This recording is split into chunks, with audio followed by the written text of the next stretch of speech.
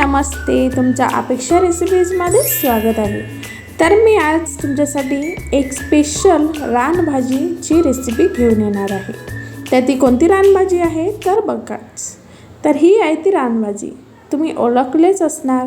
तर याला आपल्याकडे काय बोलतात, तरोट्याची भाजी।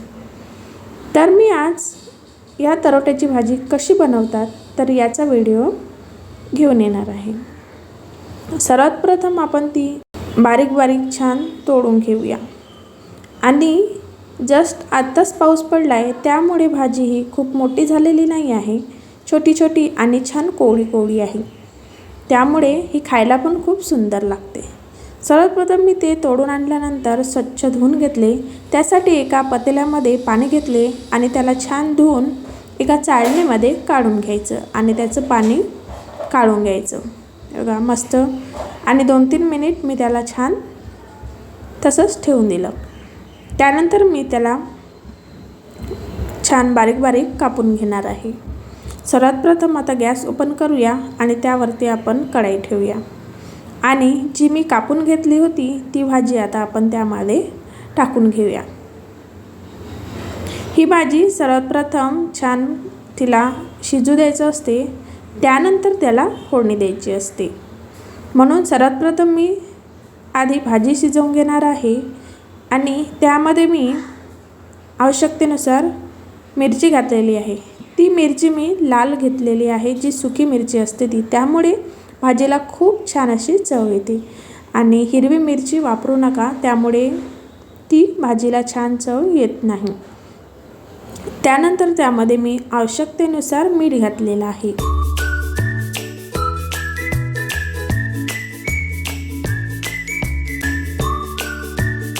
आणि 5-6 मिनिट मी डाळ छान भिजवून घेतलेली होती आणि स्वच्छ धुवून घेतलेली होती। ती ही लाकोडीची डाळ आहे, ती आता मी 1 वाटी त्यामध्ये घालणार आहे आणि सर्व आता छान मिक्स करून त्याला कमीत कमी 15 ते 20 मिनिट छान शिजू द्यायचं, कारण की डाळ शिजायला थोडा वेळ लागतो आणि ही भाजी पण थोडी जटर असते, त्यामुळे हिला पण थोडा शिजायला जास्त वेळ लागतो। म्हणून कमीत कमी मी 15 ते 20 मिनिट छान तिला शिजू देणार आहे।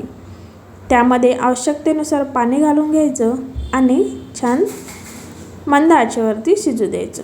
त्यानंतर मी फोडणीसाठी 10 ते 15 लसूण पाकळ्या घेतलेल्या आहेत आणि त्याला आता मी छान असं बारीक बारीक कापून घेणार आहे। त्याला बारीक बारीक असं छान कापून घ्यायचं। ही भाजी खायला खूप मस्त लागते आणि याचे खूप फायदे पण आहेत आणि रानभाजी खायलाच हवी। आपण नेहमी त्याच भाज्या खाऊन कंटाळतो, म्हणून कधीतरी अशी भाजी खायला नक्कीच आवडेल, हो की नाही।